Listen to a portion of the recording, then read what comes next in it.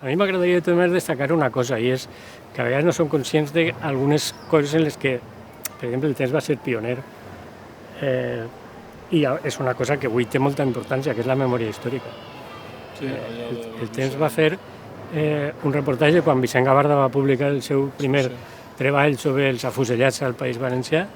El temps va fer un reportatge i va publicar un suplement en tots els noms dels morts. Allò se va demanar, ho va demanar a familiars, va ser brutal. Va ser, jo intenté recordar alguna incursió periodística en aquest territori i no la recorde. Recorde això, la del temps arran d'esta investigació de Vicent Gavarda, que després ha treballat més el tema, però avui en dia és un tema de primera magnitud, el de la memòria democràtica, no?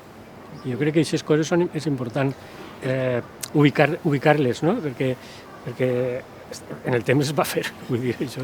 És capaç de fer això i al cap de 4 números repartir el Virgo de Vicenteta quan el Boadella l'estrenava la seva Vicenteta de Favara al teatre.